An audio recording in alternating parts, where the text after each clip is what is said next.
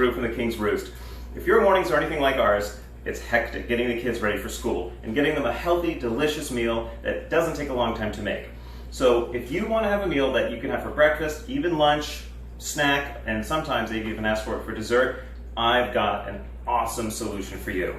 Muesli.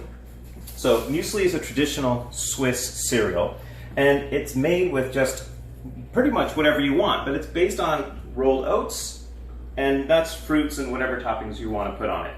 So let's go roll some oats and I'll show you how it's done.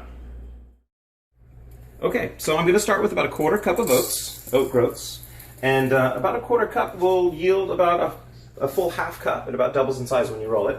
And I'm going to put it right here in the, this is actually a combo roller and mill. So the left side is the mill, which we're not going to use today. I'm going to put these on the roller side. Just dump them in here.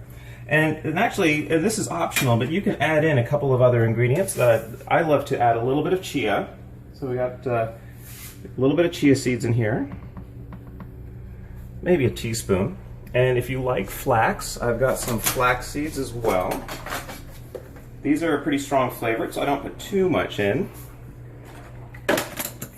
And then we put the bowl underneath and flip it on.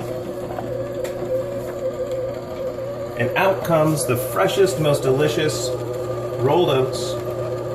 Better than anything you're going to get in the store.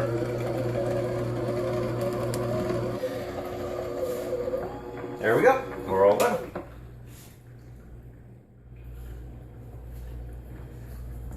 So before I mix up the ingredients, I want to mention one thing about oats and sweetening your cereal. Your oats will last years in their natural berry form. They have a natural casing that preserves them. As soon as you crush them and open them up and expose them to the air, the germ, the healthy fats in there, they start to oxidize and makes them a little bitter. That's why the oats that you buy pre-rolled in the store can sometimes have that sort of tasteless, cardboardy, even a little bit of a bitter flavor. So promise me the first time that you won't put any extra sugar in here. I think you might be pleasantly surprised.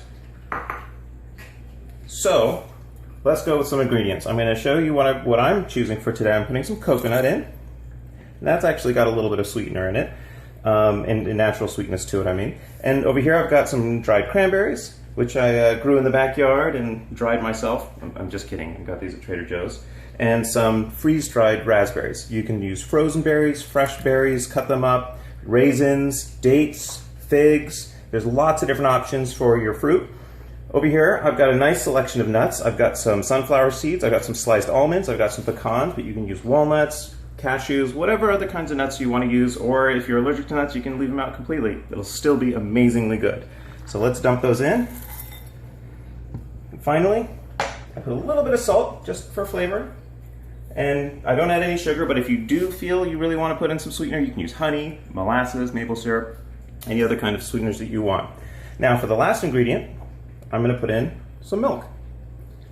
Now in Europe, it's traditional to make it not necessarily with milk, but a lot of people make it with juices.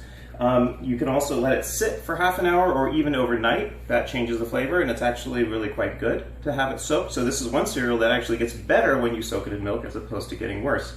And when you're done, stir it up, and it's ready to eat.